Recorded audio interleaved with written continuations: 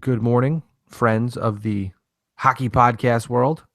I am Ryan Wolf, the one half of the Sabres Hockey Central Extra podcast. My other half joining me via the internet, Brayton Wilson. Hello there. Hi. Hi. I'm surprised that I'm functioning at this point in time of the day because usually I wake up now, but I kind of just lay in bed for a while until I feel like I have enough mental motivation to get out of bed. But with it being really warm today, I figured it was a good idea to get in and get out real quick. So I guess I'm It's going glad to we're be a here. beautiful day. Yeah, I want to go for a bike ride, but I'm not sure if I'm too lazy to go for a bike ride or if I just want to go for a walk. I mean, I go for a long Right. walk, because there's a nice trail by my house that takes me through a park and over the expressway and all that stuff. But it just all matters if I can be bothered or not to do it. Right. Story of my life. Before we get into the podcast, first off, we're kind of doing this live for the first time ever. I mean, I say that because we tweeted out a link saying, "Hey, you can listen to us here on the podcast at this link." So that's pretty cool. But I want to just get everything out of the way. First off, I'm at Wolf SHC on Twitter. Brayton is at BJ Wilson WGR. You can follow us, facebook.com/ Sabres Hockey Central. Check out the website, sabreshockeycentral.com. As per usual, nothing has changed there. It is Sabres Hockey Central Extra Podcast number 19. And it's crazy because we went a while without doing podcasts, and this is our second podcast in a week. So I guess we're doing something right. Yeah, well, with the big news coming in, and figured it was the right time to do another podcast. It's funny because it feels like Bilesma is yesterday's news already, which technically it is yesterday's news because it happened yesterday. But I've been sitting on that terrible joke for about 12 hours now. But I do want to say that things are it's. I continue to beat the drum. I know I was talking crap yesterday about people beating the narratives, but I just got sick yesterday of people saying I want this guy to be our coach because I like him a lot. It's like, cool, you like him a lot, but he's not a good coach. But I'm going to beat a different narrative. And it's something that you continuously hear more and more. The echoes grow louder and louder as things move forward. And I've said it on this podcast before. I've said it on my podcast, Better Live Than Dead, on the Gear Radio Network before. Tim Murray has a plan. And yesterday was a step in the direction of said plan. So it's just a continued slow burn towards the main goal. But when you do big things like yesterday, when you hire Dan Bilesma as your head coach of your hockey club, it's not just taking a step forward, it's taking a couple steps forward. Oh, yeah. Yeah, absolutely. I mean, the thing that I got out of the Dan Bilesma press conference yesterday is that he really sounded genuine when he said that he wanted to be here. I mean, he was adamant. He was watching this team unfold over the past season. It looked like he was really prepared to really come in and take over this job. And you could tell in the way that he was talking that he's just happy to be back in the NHL coaching, and he's happy to be in Buffalo, especially with the pieces that are going to be coming in, and for the future that this team holds, especially with him coaching Jack Eichel at the Worlds. That's a huge part of it.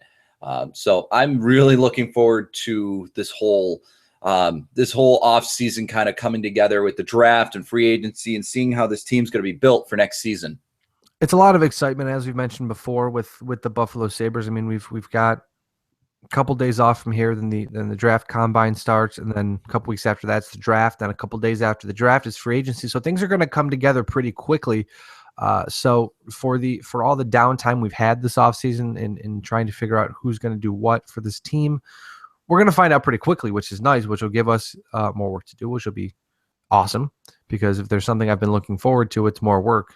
Completely honest, because I've wanted to do hockey work all offseason and just keep hitting a wall. So maybe for everybody, the fact that it's almost June, that the combine, the combine, the draft, free agency, all coming up fairly shortly. But as for Dan Bilesma, I mean, I'm very pleased with the signing, because while they took a shot at Mike Babcock, we all know that was just that. It was just a shot. I mean, you're not really guaranteed you're not really guaranteed much if you try to get Babcock, and we know that. We figured that out when Babcock ended up in Toronto and Buffalo was left in the wind. But you go out and you get the arguably the second best coach on the market, the only coach I believe that was available that has won a Stanley Cup besides Babcock. So the only guy left that had a Stanley Cup. And you get a lot of experience. You get a guy who's been able to successfully massage egos on a very successful hockey team in Pittsburgh. And you bring that guy to Buffalo. I mean, and the thing I heard yesterday from Matthew Collar that really kept sticking out to me is there's no reason why Dan Bilesma would come to Buffalo if he didn't think there was something going on here. Mm-hmm. Like you're not gonna spend a year out of hockey and then take this job just to take a job. Like there's a reason why he wants to be here. Yeah, and I really like how he said like he analyzed the game. He said jokingly that he's watched too many games this offseason or this past season, and his wife would agree. He definitely thinks that his style of coaching is better now that he's had that time to sit back, watch other teams play, talk to other coaches, and even get some time in the broadcast booth. And I think that's really benefited Dan Bilesma greatly. Now, how is that going to transition over when he comes to Buffalo? Who knows? But I mean, everything right now sounds promising. I was going to say, yesterday he seemed kind of just very calm, cool, and collected in his press conference. He didn't get very over emotional. He didn't seem very overexcited. He seemed very confident in his remarks yesterday. And I mean, I guess it's always a good thing to get a good coach after his first firing, because he'll spend if Dan Bilesma is as good as he says he is, he'll figure out what went wrong in Pittsburgh and how he can make that better in his next job. Now, I mean, you could argue that Bilesma being fired really wasn't his doing because of incompetence in the front office, which we've discussed before. I don't think Tim Murray's going to trade away all the Buffalo Sabres picks every single season like Ray Shero did in Pittsburgh, or they seem to have better talent evaluators and just better people in the organization to help determine which players fit this system. Where in Pittsburgh, that didn't seem to be the case. They kind of were just like, oh yeah, this guy seems to be good, let's put him in. And then you figure out that they're good. Like they had a great regular season team, but for some reason in the postseason, they always just fell apart, whether it was Marc-Andre Fleury, whether it was Dan Bilesma's system, or whether it was just not having the right depth in players. And that's something you have to figure out quick and fix, or you're not going to be employed for very long. And that's unfortunately what happened to Bilesma in Pittsburgh. But I guess at this point, it's to Buffalo's gain, because he's now the new head coach of the Buffalo Sabres. Yeah. I mean, I think we talked about this last week. You asked the question of, what was it that really was Bilesma's downfall? And I mean, maybe his system was a little off, but I mean, especially for the past two playoffs that Pittsburgh had, Ray Shero didn't do anything to improve the depth of his team, because when they got to the playoffs, they were a tired group. They really looked like they were a tired group, or they just didn't have any gas left. And so I think that has a huge part of it. Marc-Andre Fleury has proven in the past that he falters when it comes to the playoffs. There's so many factors that could go into Dan Bilesma's downfall, but Dan Bilesma, he knows the talent that's in Buffalo. He knows the talent that's going to be coming into Buffalo. He knows that this team is going to be on the uprise for the next 3 years, where they could go from being the worst team in the NHL to possibly contending for more than just a playoff spot. So I think Bilesma definitely has the knowledge of what's going on. Not only that, but you mentioned the point of, a coach getting fired after his first time. I mean, you could definitely say the same thing about Rex Ryan. It seems like that after him getting fired for the first time, he was saying almost the same things. It's just like, I've learned from my past experiences, and now I know that, this might be another chance for me. This might be my last chance for me. So I think that both coaches, both Ryan and Bilesma, definitely have like a chip on their shoulder with, getting a second opportunity, getting a second chance. And heck, they're coming to a great city in Buffalo with a great owner, and some great players that are either coming up or already here. So I think that Dan Bilesma and Rex Ryan are very similar in those ways. I was going to say I'm messing around over here right now. I'm trying to set up Periscope on my phone. I'm Periscoping while I'm podcasting live. So this is pretty cool.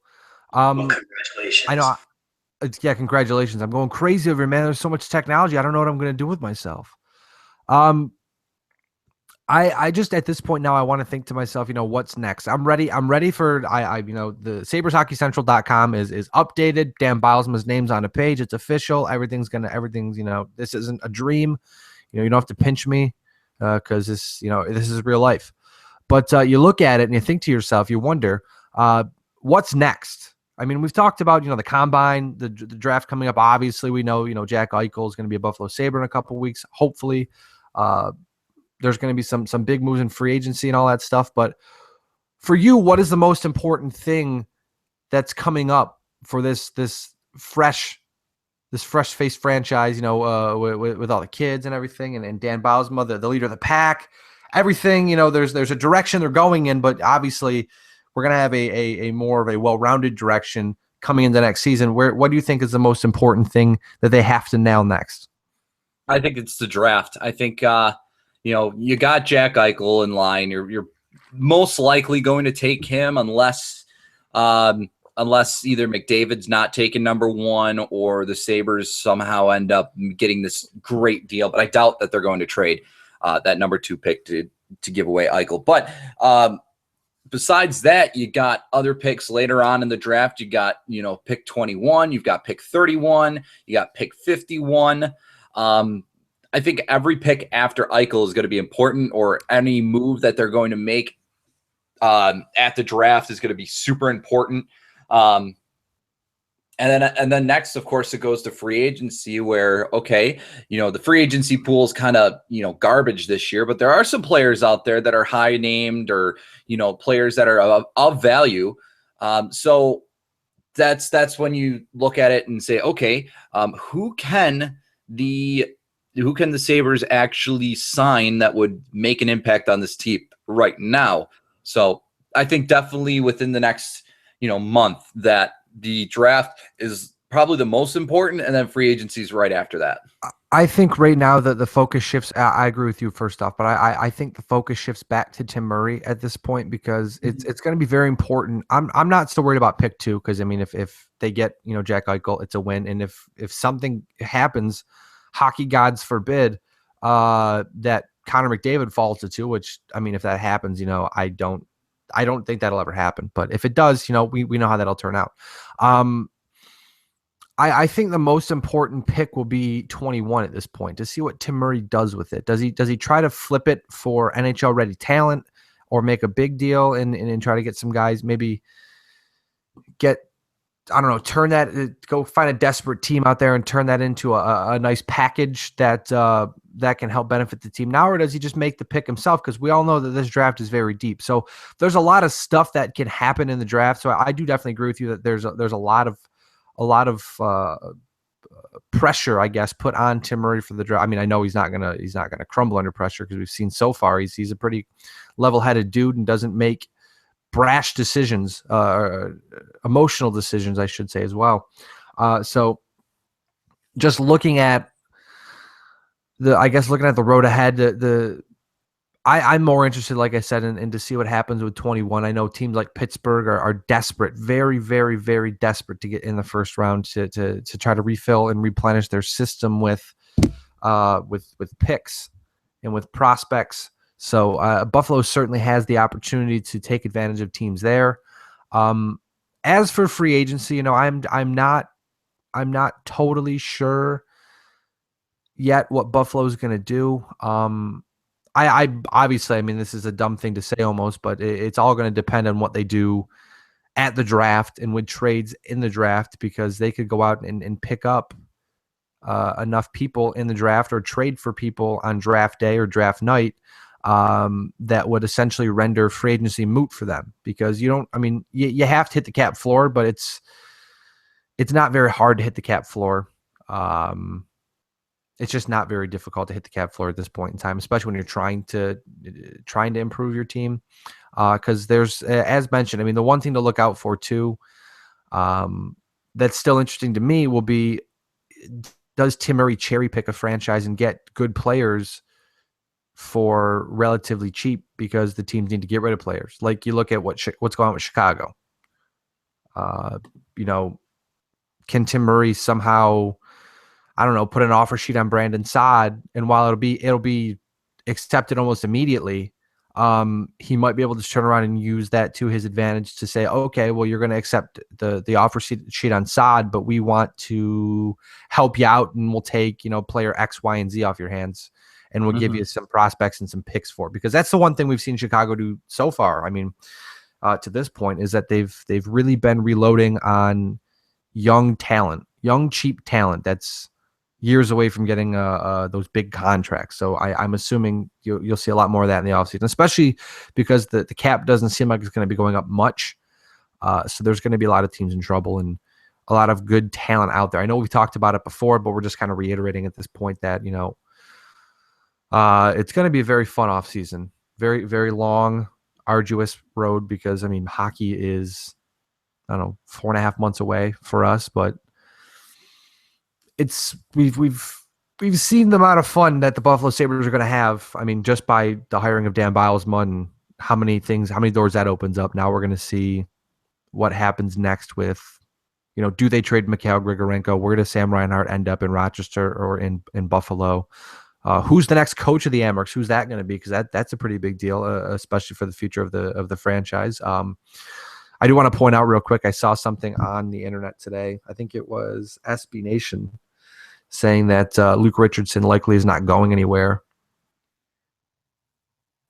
I mean, maybe not going to be an NHL head coach, but even AHL, I mean, he's slated to be a free agent in Binghamton. I would not certainly mind having him in Rochester, but I would put my bet on he gets a new contract with the Binghamton Senators, just because. I mean, we thought that Tim Murray might be interested in bringing in a young coach, but the more we think about it, I mean, even with the Bilesma hiring, we think that the same thing's going to happen in Rochester, where, Chris Ostrander of Two in the Box made a good point. Randy Cunningworth, he's in the organization, so you don't have to try to have any sort of contract written up, because he's already under contract with the organization as working with player development, I believe it is. And he has experience coaching AHL players. He was the head coach of the Americans way back when. You may recognize some of the names that he helped bring up: Ryan Miller, Jason Pominville, Thomas Vanek, Derek Roy, guys like that. Really the last core of the Buffalo Sabres. He helped develop them. And while it was not his fault that the rest of the team or that the general manager was incompetent, but he did a pretty damn good job in Rochester getting those players ready for the National Hockey League. So certainly I would not say no to a guy like Randy Cunningworth.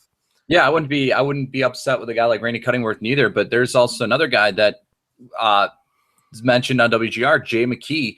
He was talking with Howard and Jeremy this morning, and he said that he would love to be part of the Sabres coaching staff, whether it's an assistant in Buffalo, whether it's an assistant in Rochester. I mean, he's currently the defensive coach for the Erie Otters right now in the Ontario Hockey League. So if he really wants to come here, well, then by all means, he can come here for sure. But Randy Cunningworth, definitely, I agree with your point and Chris's point too. He's already under contract. He's developed guys in the past that were in this organization, had some success at the NHL level. So I definitely think that maybe, again, bringing Randy Cunningworth in, having him coach once again for the Sabres organization in Rochester would be a benefit, not only for the organization itself, but also for the players that are coming in. I just continue to be very pleased. I can't. I was going to try to think of an adorable thing to say, but I got nothing. I got nothing. I was going to say something, but I just garbage. My brain is still a little slow today. I haven't had breakfast yet, so I'm still a little out there.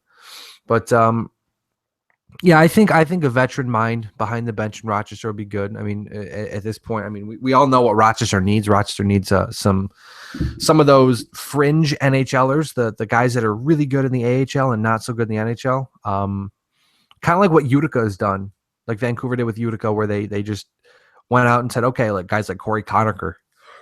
Oh, excuse me, guys like Corey Conacher, who he's okay in the NHL, not great at all, nothing to write home about. But in the AHL, he's one great player, and that's what Rochester needs. You need players to wrap around the kids, and you also need strong goaltending, and that's one thing that I believe Rochester has lacked for a while now. For the at least the past 3 or 4 years. But and I really do think that if you sorry, someone was calling me. If you do that, if you get talented AHL players and some strong goaltending to mix with the kids that you're going to have in net there in Rochester, you should be able to at least have a playoff team. I mean, it's not too difficult to fathom that the Rochester Americans could be in the playoffs next year with all the talent that they have. I mean, we all think, and it's kind of a lock at this point. If Eichel goes pro, he makes the team. But if Eichel goes pro and doesn't make the team, he'll be in Rochester. Sam Reinhart's likely going to be in Rochester, which is for the better because at this point, we don't know if Reinhart's going to play center or if Reinhart's going to play right wing. And I mean, no matter where he plays, half of a season against grown men and playing in a system, because you have to think too. Here's another thing. Here's another important thing to point out about Rochester. You're likely going to want to have the same system in Rochester that you have in Buffalo, so the transition is almost seamless for the young kids, which is something that I don't know how important it is. I mean, it seems pretty important to me, but I maybe it's just I'm putting my eggs in the wrong basket here. But I personally think that having the same system in Rochester and in Buffalo is super huge. But or having a system that's close, super huge. But there's going to be a lot of fun going on in Rochester, and I mean, I really wish, between you and I, Brayton, that the Rochester Americans stop playing so many games on Friday nights, because I really want to go and cover a lot more games for the website. But I think there's only like 7 or 8, maybe 9 Saturday games, and 3/4 of them I was in Buffalo for. So I'm kind of, like, oh, well, that's cool, because, we have a good relationship with the Americans. Sabres Hockey Central does, but apparently I just really suck at going to the games. Yeah, no, I'm on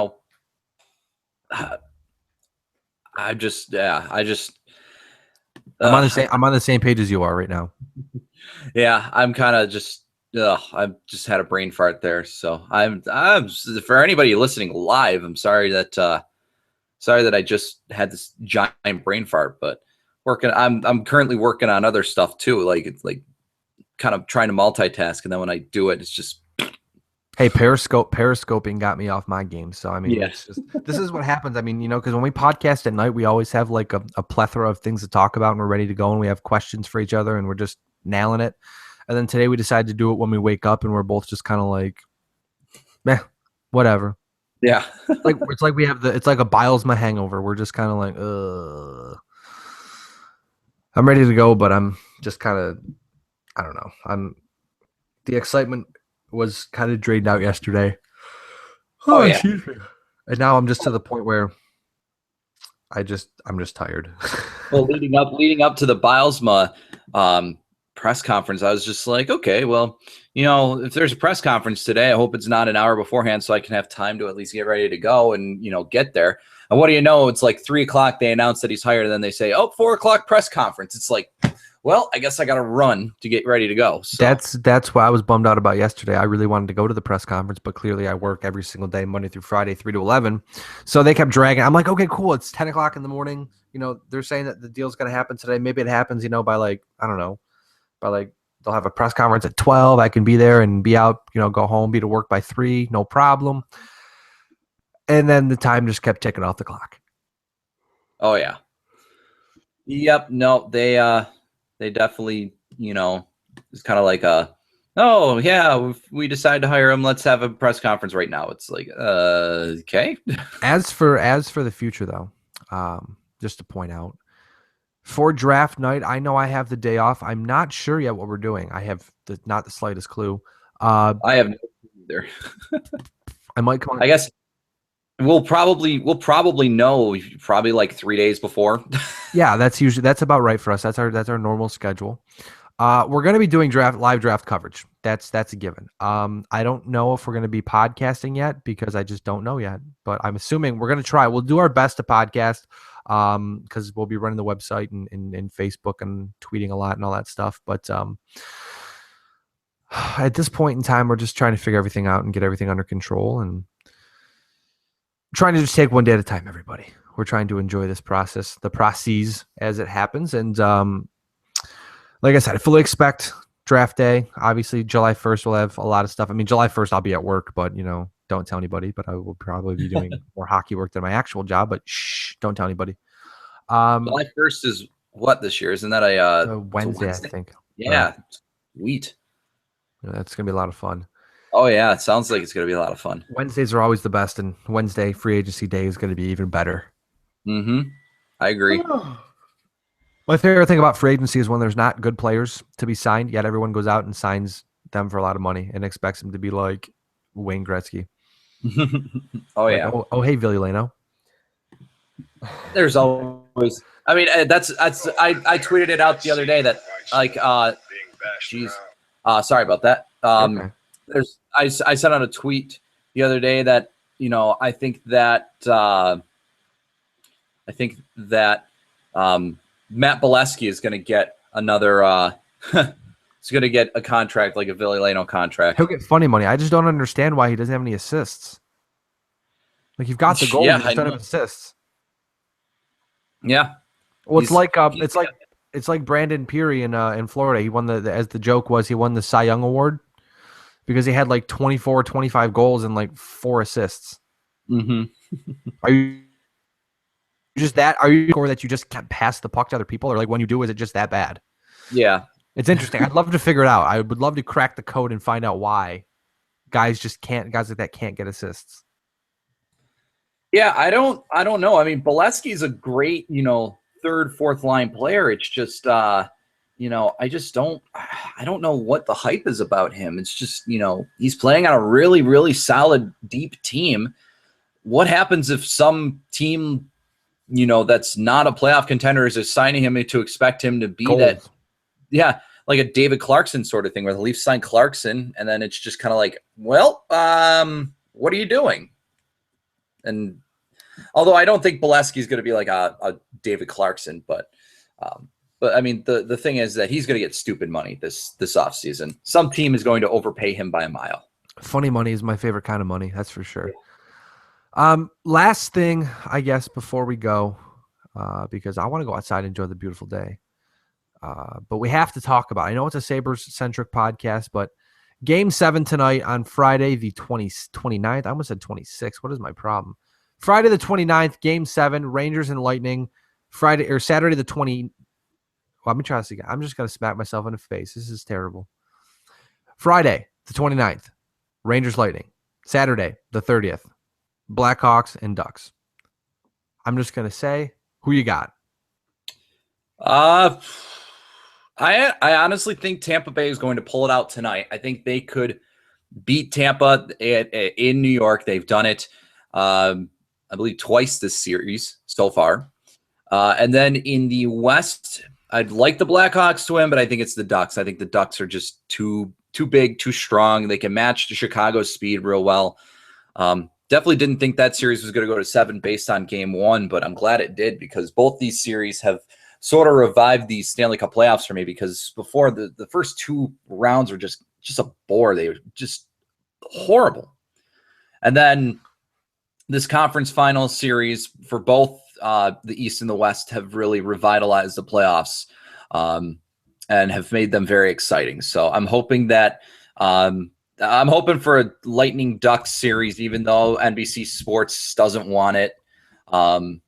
Like they're really pushing hard against it, but that's what I think it is going to be. I think it's going to be Lightning and Ducks. I mean, at this point, either way, we're set up for a great bunch of hockey coming up. I mean, the hate in both these series between the Ducks and Blackhawks and Rangers and Lightning has been evident. It's been a lot of fun to watch. Game 7, both of them are going to be a ton of fun to watch. I think in the Eastern Conference, I want to see the Tampa Bay Lightning pull it out, but I'm a big fan of momentum in sports, and I don't know how much more momentum you can have than what the Rangers have right now after just completely crushing the Lightning at home in Game 6. I think the Rangers pull it out in Game 7. I like I said, my heart says Lightning, my head says Rangers. I'm going to go Rangers in that series. And in the Western Conference, I do think that the Ducks are the better team. I know the Blackhawks have the experience and can certainly pull it out, as we've seen. But I just, for some reason, do believe the Ducks are the better team. I think the Ducks can pull that series out for sure. I kind of hope they do because, I mean, as much as I like to see the Blackhawks just dominate hockey and show people, how to build a franchise the right way, not only longevity but being able to win things. Because we've seen a lot of good franchises that have been good for a while but never won anything. Where the Blackhawks are like, we're good and we win. Not only that, they've been a team that has drafted excellent over the past few years. Yeah. I mean, they were down in the lower part of the draft, and people say like, oh well, it drops off significantly after like the top 10 or 20. It's just like Chicago's gone out and proven it's just like you can find quality talent guys in the bottom half of the draft. Like Teuvo Teravainen is one of those guys. He's been fantastic this series. Granted, he's probably been in and out of the lineup a lot, but he's been really good for Chicago. But the thing is that they've just got a whole really good depth of talented players, and Teravainen's sort of the youngest of that core players, so he's going to be the one that's going to be sort of shimmied in and out. That's the one thing I tell people about the Chicago Blackhawks that really impresses me is that just when we think they're out of it and they're going to go back to being a mediocre team or an okay team, they throw it back together. Like I was talking to one of my friends yesterday, and she jokingly said that the Blackhawks were, they're headed to being irrelevant again, essentially. And look at teams like the Boston Bruins, who, and I know we're kind of getting off on a little bit of a tangent here, but it's okay. It's hockey talk. It's good talk. The Boston Bruins, you look at them where they kind of undercut themselves, or the Pittsburgh Penguins where they were, they can make the trades they need to make, but then the problem is they screw themselves over in the long run, where the Blackhawks have been able to kind of do a little bit of both, where they're able to build for the future while trading for now, where they go out and get guys like Antoine Vermette, but they don't mortgage the future. So when the draft comes around, they can replenish their farm system for guys that they dealt away or guys that they've called up to the NHL and that are going to stay in the NHL. They've got a lot of smart people in Chicago. Not saying that teams like Boston and Pittsburgh don't have smart people, but clearly, if you want to build a hockey franchise, the Chicago Blackhawks are the way to go. Put smart people in the right positions to make the right decisions, and you should be relevant for a very, very long time. But with that being said, I do believe the final is going to end up being Rangers and Ducks. I hope. I mean, I don't really want to see a repeat of last year, because if we get a repeat of last year, I do think it'll probably be the Blackhawks again winning the Stanley Cup. Yeah. Well, I mean, I did have the Rangers and the Blackhawks as my early season prediction for the Cup Finals, and looks like that's still intact right now, but we'll see what happens. I don't know why I said Blackhawks winning the Stanley Cup again from last year. They didn't win it last year. Well, I think the Kings, the Kings won it last year. That was yeah. Don't mind me. A repeat of last year. Rangers losing in game. Rangers not winning the Stanley Cup, and a team from the West beating the Rangers. That's what I mean in terms of a repeat from last year. Because if we're repeating last year, the LA Kings are in the playoffs. They haven't been in the playoffs, so that's not going to work. Mm-hmm. But with that being said, is there anything else you'd like to discuss today? I really don't think so. I think we'll just keep building a list. And next time we get a chance to podcast, we'll podcast and we'll discuss the podcasting podcasts. Podcasting podcast. We'll probably podcast for probably a week or two before the NHL draft, kind of like certainly profiling the top end prospects that we'll just talk about sorry to cut you off. We'll talk about the combine and stuff, like the size of their hands and feet and stuff.